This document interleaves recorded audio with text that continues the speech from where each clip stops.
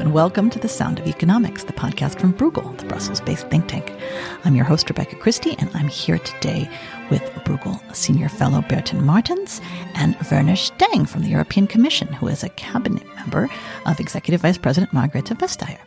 We are going to speak to you about the EU's new Artificial Intelligence Act and this growing industry and the growing efforts to regulate this industry. Werner, could you start us off by telling us what the AI Act does and what are the big changes that will happen as a result of it? Simple question, difficult answer. The AI Act is not an easy piece of law because it is the very first one of its kind. You know, if you produce law and you do something on territory that is well known, or you revise existing laws and adapt it to change, that's pretty easy. We had to start from scratch 4 years ago. We just felt that we need to regulate AI, but we didn't quite know how. Why did we need to regulate AI? Because it's very important. It's not because we felt that, oh my God, AI is so dangerous, we need to do something about it. Probably we would have thought so after ChatGPT was released, but not 4 years ago. But we felt we need to regulate AI for it to be used. And that is the principle that underpins it until today. We want to create with the law, and that's what we do, we think, the framework conditions so that trustworthy AI can be developed, can be deployed, can be used, will be trusted out there, that we create a legal certainty around it so that anybody developing AI, anybody trying to use AI knows this is sort of the rules of the game. If we pull that off, we can offer that to 450 million consumers in Europe because it's a regulation for the whole of Europe. So in a nutshell, what the AI Act does is it mitigates the risks, the most severe risks that can be associated with AI, for AI to be lawfully and deployed in Europe in a trustworthy way. Bertin, what are the most significant parts of this act? We know that it specifically looks at large language models, these very big systems like GPT-4 that can be used for almost anything. I guess they call them general purpose models now.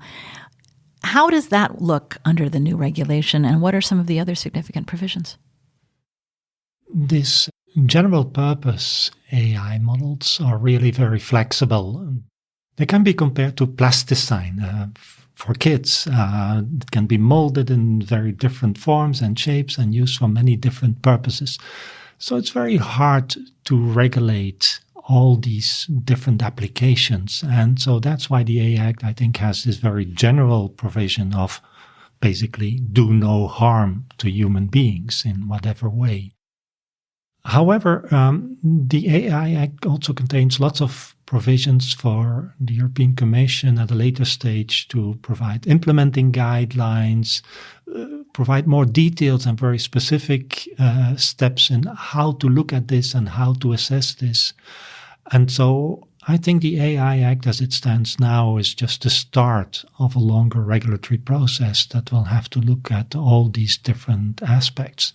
Now, another important issue, I think, with these general purpose models is that we increasingly see that they are built into business ecosystems where these models can call in existing software and collaborate with this, or these models can be used by other companies in very different settings, very complementary business settings emerging out of that. And so the AI Act, in my view, focuses very much on regulating self-standing models. But I think in future we'll more and more have to look at complex ecosystems of models and how they interact with each other and how that's going to work out. What about the international situation? We know that a lot of the industry leaders, like Meta, the parent company of Facebook, like OpenAI, like Alphabet and Google, they are based in the US. They are not considered European companies, even though they do a lot of business here. How does Europe set itself up as the world's first regulator, given all of the other major jurisdictions involved? Again, probably have to take us back to the beginning of this process when we did not discuss general purpose AI and not the large language models and stuff. that you just talked about, which also means that we didn't talk about OpenAI, we didn't talk about Google necessarily or anybody else. We talked about AI as a technology. And as you rightly suggested, we focused it on specific use cases. It was not the complexity that we had in mind of different ways in which AI may be integrated into our systems, but rather very specific situations in which AI may be used in a way that is harmful to our health, or safety, or fundamental rights. So we had taken this sort of proportionate approach. We focus on high risks, and those were very clearly defined situations. Will I get a job? Will I get a loan? Will I be subject to predictive policing by law enforcement? So this was not a geopolitical discussion of Europe versus US or China or anything else. It was just we wanted to be sure that technology deployed and used in Europe does not violate our very basic rights to life, to health, to fundamental rights, and so on. So in that sense, also all the stakeholder meetings at the time were much less with the digital champions that we're talking about today, but with the normal guys in that industry, right? So it only became a much more global issue once everybody started to look into ChatGPT and its consequences. And this is when we then started work at the G7 to work towards a code of conduct and at the G7, when the Americans came up with a voluntary agreement and the president signed his executive order in October last year or September, while we had the Bletchley Park Declaration in the UK. This is when all this international interest and excitement started to come in. But that was not the beginning of the process. The US and the EU have taken, in some ways, complementary approaches. Both have been concerned with consumer protection, for example. But some of the early stuff coming out of the White House seems very entrepreneurial in its focus. I've seen initiatives on job creation. I've seen concerns about technology transfer, about working with overseas customers. The EU, in contrast, has focused more on overarching regulation in a way that critics say cuts back on entrepreneurship. And this has been a criticism from the outside of other big EU tech regulation. I'm sure you're familiar with that argument. So I was wondering if you could put it in context for us, specifically regarding AI, but maybe also generally. I'm indeed familiar with the argument, and I don't really agree with it. You will not be surprised to hear that. I don't think that our approach was so fundamentally different from how you described the US approach, because when we started 4 years ago to lay out what it takes to make Europe fit for the digital age, this was not predominantly a legislative agenda. It was a two-pronged approach, if you want, where we said, first and foremost, we must invest in these technologies, in digital technologies, because that's the future of our competitiveness, of societally benign innovations in the areas of climate change or healthcare and so on. So we need Europe to become a stronger player in the digital sphere. But at the same time, we said this digital transformation must be done in the most trustworthy and human-centered way possible, so that our rights and our values and our laws are respected whenever we engage in the platform economy or whenever we use artificial intelligence and so on. So it was always those two things together, and they are not even contradictory in our opinion, because once you have this platform regulation in place or AI regulation in place, you create legal certainty. Some companies will always say, oh my God, that was disproportionate and that's too much and it's cumbersome. But the worst thing that I'm being told by many companies, the worst thing for them is lack of legal certainty.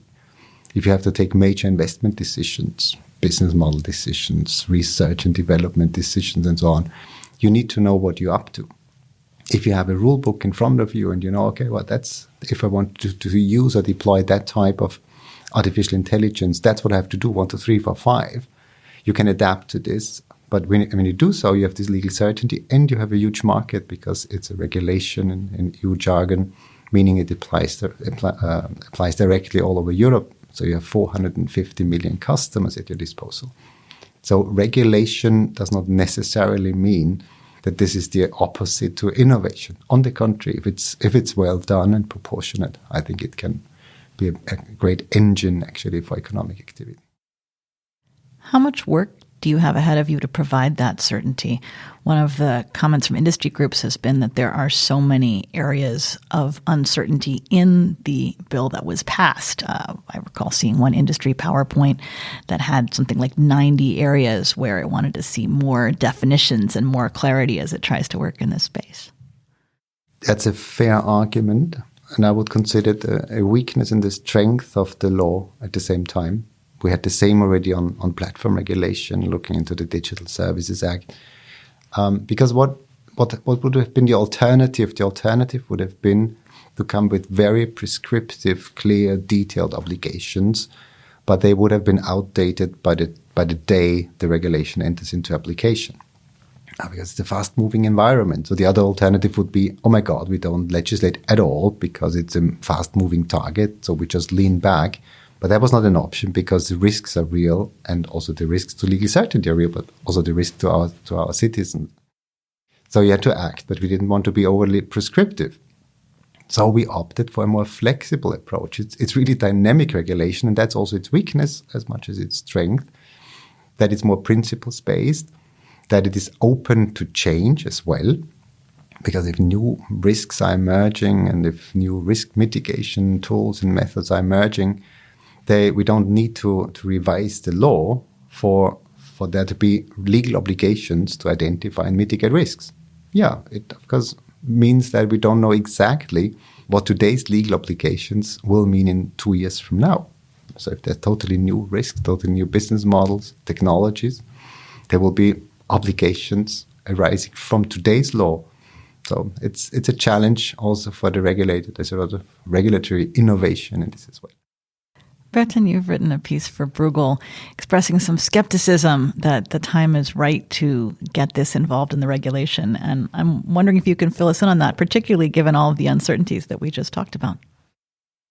First of all, I think I agree with Werner on what he just said, that the AI Act as it stands now is a sort of a balance between creating some sort of legal certainty at least, or a framework for legal certainty, and then creating also the platform on which the regulatory platform on which you can build to, as the technology evolves, to add further guidance and regulatory measures and steps to that.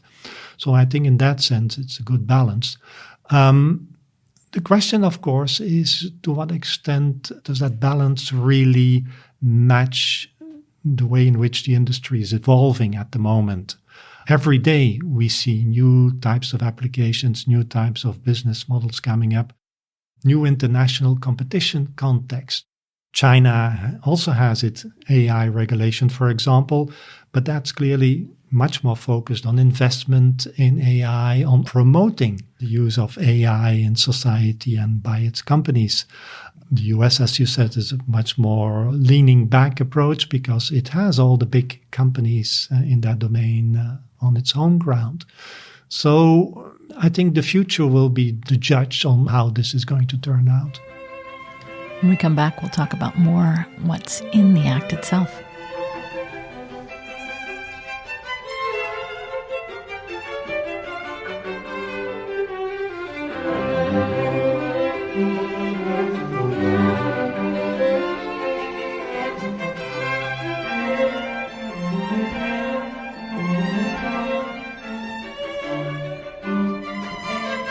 So let's talk about some of the details of what's in the AI Act. One of the things that is hotly debated is how to regulate so-called open source artificial intelligence projects.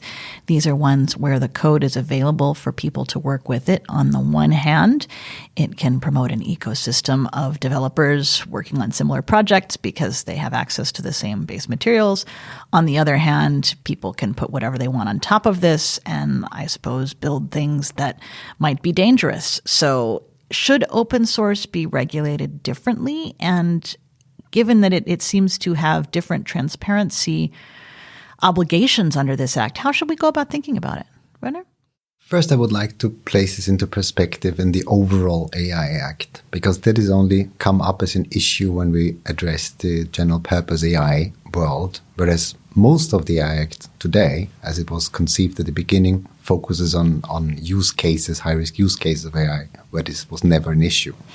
So the question here was now, if there is powerful general-purpose AI systems which can be used for so many different purposes, is there a difference between closed systems and open source systems? Are there grounds to exempt open source for one reason or the other or not? And the debate was very, very diverse and depended to whom you spoke. Because there were those people who said there is no difference whatsoever. If there's lots of risks emerging from such models, they may be even more risky if they're open source, because there's less control along the value chain. So if the model is faulty and is then developed further by others downstream, who can ever manage any risks that may emerge then? Whereas a central model can first be tested much more thoroughly at the central stage, and then its release is also much more controlled, and so there's more checks and balances in the system. Others are saying, no, that's not right, because open source means it's more transparent by definition, and you need less of a regulatory instrument that makes its workings transparent, because it's in its very nature transparent. And then there were industrial policy type of arguments saying, well, not Austria, I'm Austrian. Europe is very strong in terms of open source. There's a huge open source community. So we need to be softer on open source because that's where Europe's strength lies. I think the outcome of the negotiations is really a very measured one, in that we are saying that the very largest, the most powerful open source systems are not exempted from anything. So if you are a systemically relevant system, then you have to do everything that the Act asks also of the closed systems. It's just if you're a smaller general purpose system of an open source nature, you are exempted from most of the transparency provisions for the reasons that I gave, but you are not exempted, for instance, from copyright-related obligations, that also those models will have to be trained in full compliance with our copyright law. And they also have to provide this sort of summary statement of what type of content went into the system to start with. So I think it's a balanced outcome overall. Some of the countries that were most involved in the debate leading up to this were France and Germany, because they are home to Mistral and Aleph Alpha, some of Europe's better-known AI startups. Also, these two countries are very involved in the broader EU competitiveness debate. Bertin, can you give us some framing for how to place these efforts in the EU's broader policy concern? Yeah, Europe is, for the time being, not home to the largest models, these large, very large models that would soon meet the threshold under the AI Act of systemic risk models. But so we have smaller companies and startups here. And for them, the way out to grow and to become a relevant player at a global scale is, first of all, to find a way of collaborating with big tech companies that can offer and have access to huge cloud computing infrastructure, which is what you need to train large models. We have cloud computing providers here in Europe, but they haven't proven yet that they are up to the task of training these very large models. The second reason, I think, why European smaller startups need to find some way of collaborating with these bigger tech companies is that companies like Microsoft have established business models, and they offer many types of consumer and business services that are profitable and are working business models. And if you can plug your AI model into these services, you have a guaranteed source of revenue. A self-standing, smaller AI startup that does not have access to these business outlets will have a very hard time to become a viable business. So I think these collaborations are a good way forward for smaller European companies. They stop short of a merger, but the question is, well, how deep does that collaboration go? And so several competition authorities have started to investigate these links, and we'll see what comes out of that. And also these links are evolving very fast over time. But I think for European companies, this is a good way to go forward. We're recording this podcast shortly after Mistral and Microsoft announced a plan to work together and for Microsoft to take a stake in the French company. Werner, you've seen in the press this week some commentary on French lobbying and corporate lobbying and vested interests getting involved in the AI Act. Can you give us a commission perspective on what's useful and what's not useful in the debate? I don't think I can give you a commission perspective on what is useful and not useful. I also don't, of course, I don't know what is behind all of those allegations as well. So who knew what, when, and took what decisions on that basis, that I simply don't know. It's just, of course, a bit strange in retrospect, remembering the 36 hours of negotiations in the last trialogues early December, when the arguments were we should be softer on startups, not over-regulate the GPI space, precisely to make sure that European startups have a fair chance in the game.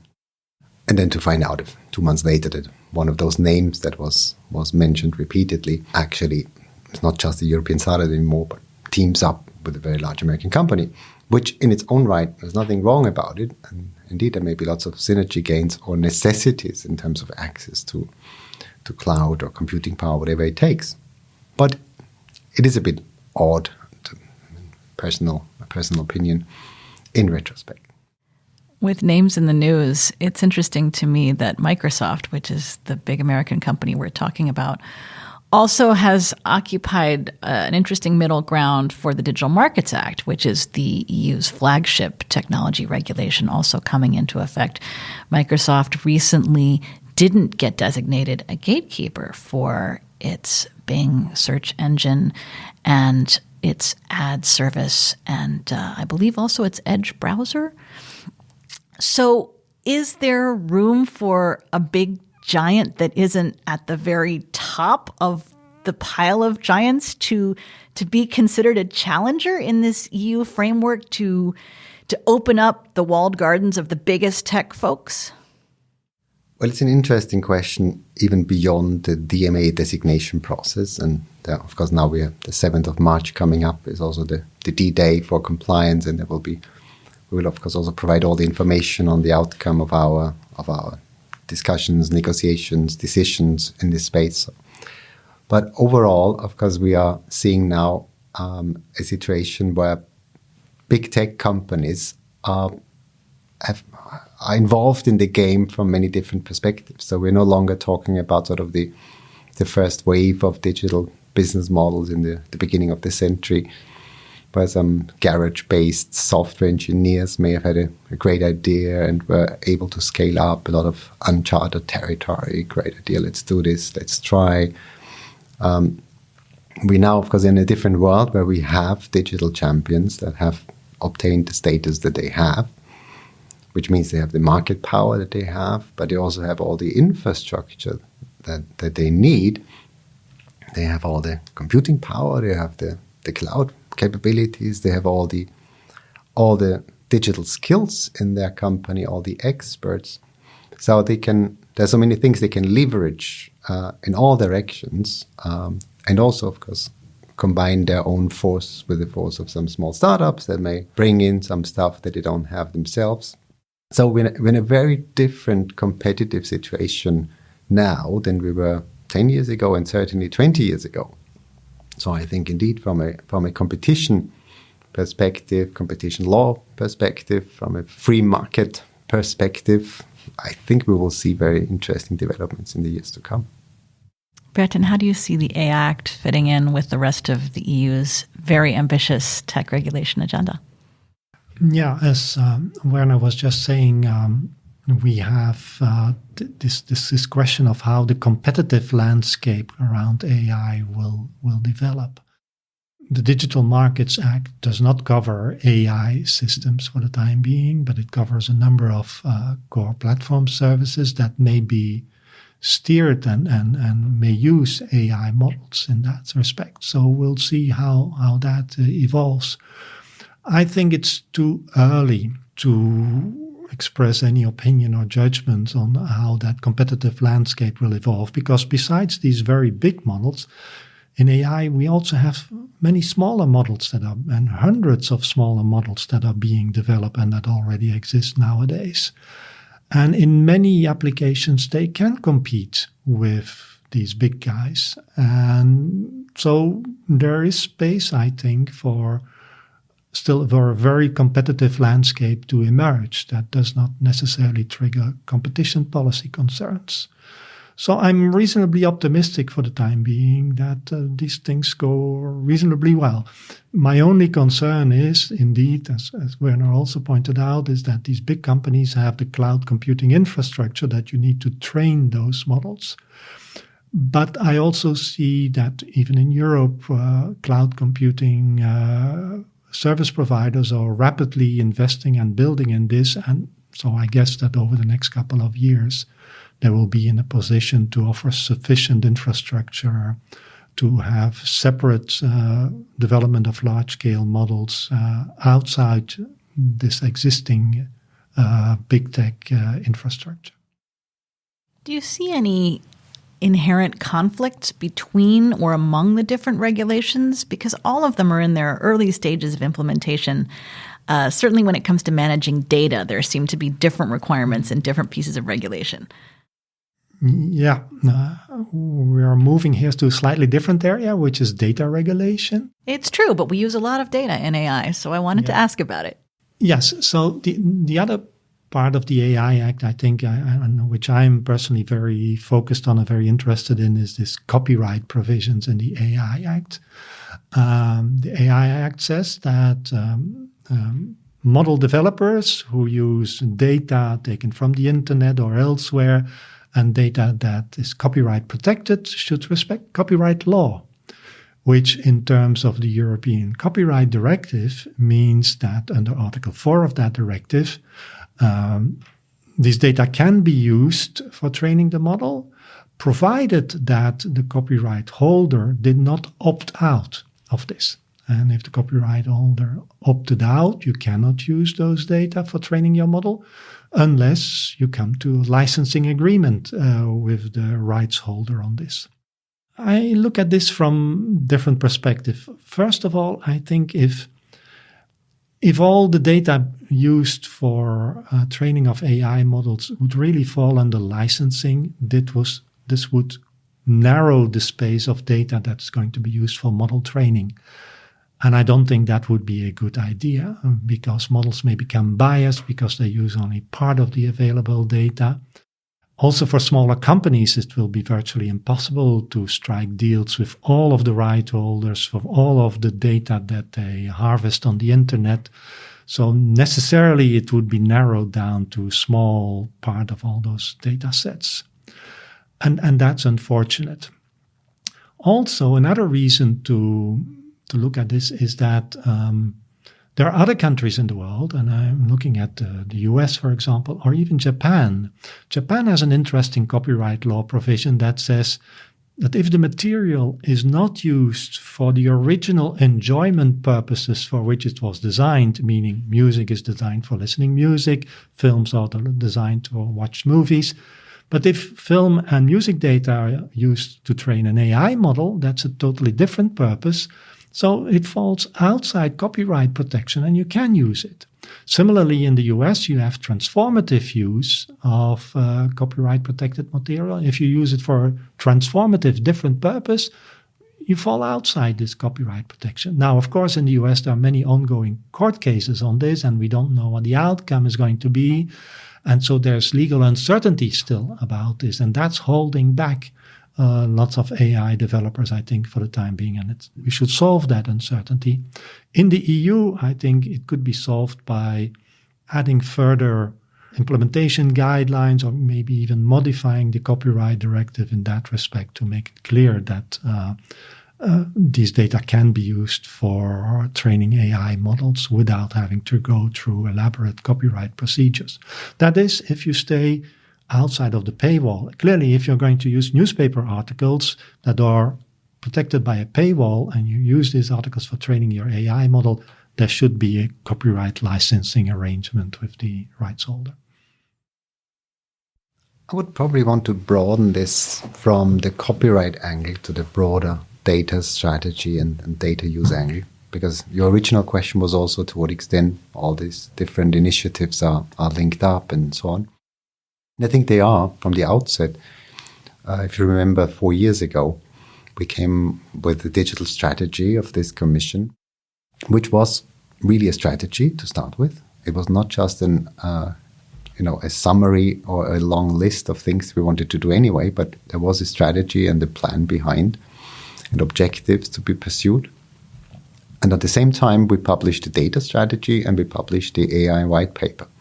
And as you suggested in your question, of course, the link was obvious. AI needs data, but we also need data and AI for many purposes that go well beyond the training of large language models and all the things we're discussing today, because we really had sort of very industrial data in mind predominantly. Doesn't mean that it's not important what you just said, but we also had very different types of data in mind for the green transition, industrial data, and all sorts of data of a non-personal nature, and not necessarily protected data, but just data that are being collected by sensors all over the place, or health data, which is totally not copyright related, and yet one of the biggest drivers for research and innovation in the years to come, where we are creating a European health data space, so to make health-related data available in a legal form.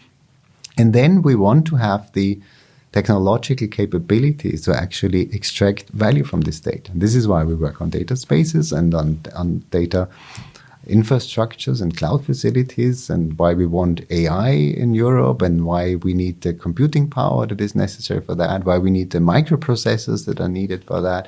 So, which is part of this European or the Digital Decade Policy Program, where we are sort of saying, well, there's a whole range of digital infrastructures and technologies that we need to come together for value in data to be extracted for many, many purposes.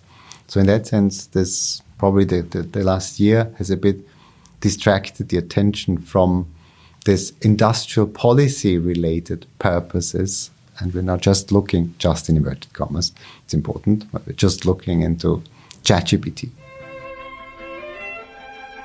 When we come back, we'll talk about what's happening next.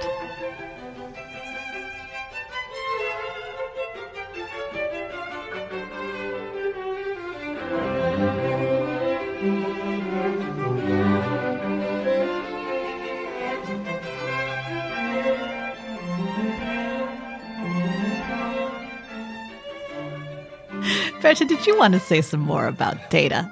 This is a huge topic, and I'm learning so much listening to you. What else should we be thinking about? Yeah, I cannot resist going further into that question. As you know, I've been working on this for the last couple of years. Looking at this European data regulation landscape, I see many pieces of data regulation have come up over the last couple of years, all promoting access to data, sharing of data, making it easier to do so. But I see great differences between these different pieces. For me, one of the most liberal and open-minded pieces of data regulation in Europe is the European Health Data Space proposal, which basically makes one of the most sensitive sets of data, our personal health data, widely available for research. And I think that's a good thing to do. And the COVID period, for example, showed that making these data available to researchers and public health experts is enormously beneficial for society, and that's the way we should go. On the other hand, I see in the Data Act, which is supposed to be the sort of horizontal general purpose data regulation in the EU, I see many restrictions on access to data, many anti-competitive restrictions where it boils down almost to the fact that the data holder becomes almost the owner, the property rights holder on data. And I think that goes a bit too far.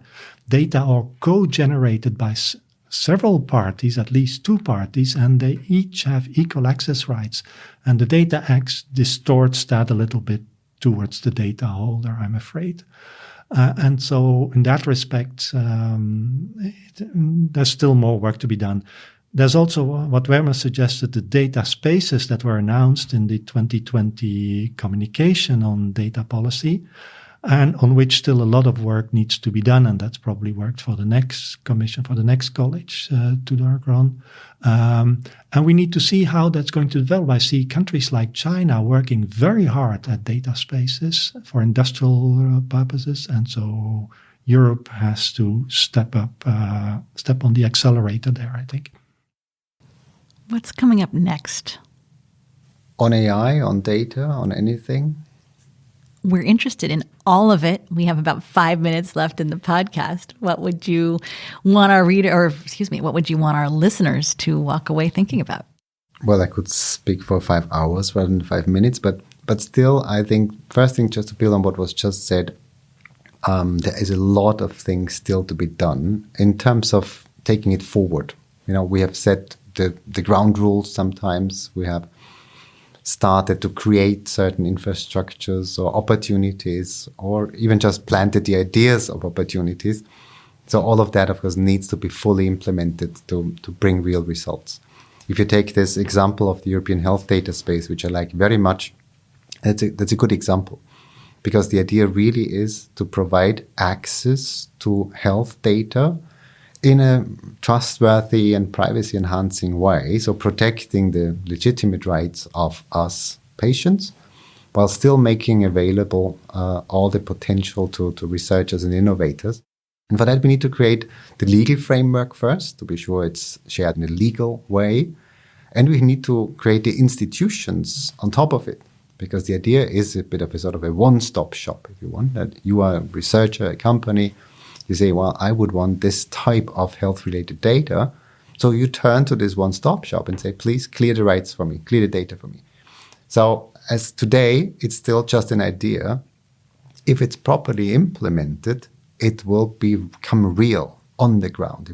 And this applies to many of the things that we have done. So it's not about creating new laws and this and that, the other, but we have to make sure that on the one hand, the laws that we have created, like the platform regulation, like the AI Act, are properly implemented, complied with, enforced, kept up to date, while at the same time, all the practical industrial policy type of work is actually implemented in a way that real companies, real researchers are able to exploit the potential that is in them. So I think we're in for a big implementation wave in the digital space. Are there any AI Act deadlines you'd like to highlight, or milestones, or coming moments? Well, the legal milestones are, of course, set out in the AI Act itself with its staggered entry into force, so there's not much to be done in this regard. But I think here, for once, I will now focus on the general purpose part of it, because this is the newest one and also the most challenging one, also for the Commission, because we have just set up the AI office within the Commission.